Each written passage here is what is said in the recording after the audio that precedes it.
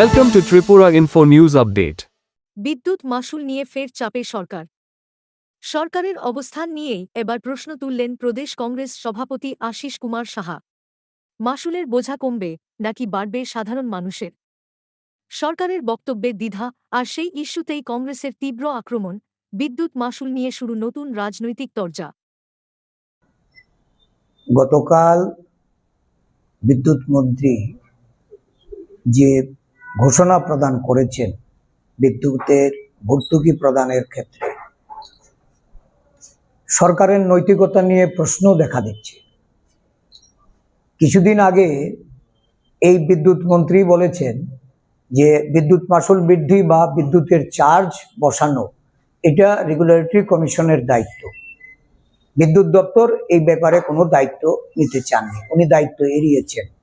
বর্তমানে সারা রাজ্য জুড়ে যখন এই বিদ্যুৎ মাশুল বৃদ্ধি নিয়ে গণ আন্দোলনের রূপ নিয়েছে, বিদ্যুৎ চার্জ প্রত্যাহারের দাবিতে রাজনৈতিক দলগুলি, বিশেষ করে ভারতীয় জাতীয় কংগ্রেস, বিগত 4 মাস ব্যাপী আমরা এই বিষয়ে কথা বলেছি, সরকারকে বিবেচনা করার কথা বলেছি।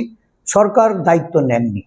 যখন দেখেছেন যে সারা রাজ্য জুড়ে সাধারণ গ্রাহকরা সরকারের বিরুদ্ধে চলে যাচ্ছে, ভীত সন্ত্রস্ত হয়ে ভর্তুকির নামে 100 কোটি টাকা সরকার বহন করার ঘোষণা দিয়েছেন। অত্যন্ত অদ্ভুত এই মানসিকতা যে মানুষের পকেট কেটে বিপুল পরিমাণ অর্থ আদায় করে এখন ভর্তুকির কথা যখন বলেছেন, তখন শাসক দল ধন্যবাদ জানানোর জন্য ধন্যবাদ র্যালির আহ্বান করছে। এটা মানুষকে নানাভাবে তাদের যে মূল দাবি, তার দাবি থেকে নিজেদের ভীত সন্ত্রস্ত হয়ে এই দাবি পূরণের আশ্বাস প্রদান করে সরকার যখন এই ঘোষণা দেন, আমরা বলতে পারছি না 189 কোটি টাকা যেখানে এর জন্য প্রয়োজন, সেখানে 100 কোটি টাকা ভর্তুকি, তাহলে এই 89 কোটি টাকার কি হবে? এর দায় কে নেবে?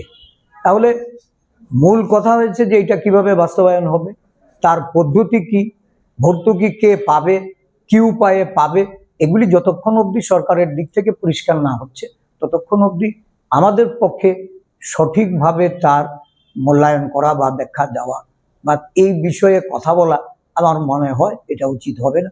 আমরা আগে দেখি যে সরকার কি উপায়ে ভর্তুকি প্রদান করছেন বা মানুষ কিভাবে এর থেকে রিলিফ পাবেন, তার উপরে আমরা পরবর্তী সময়ে আমাদের দলের অবস্থান আমরা বলব।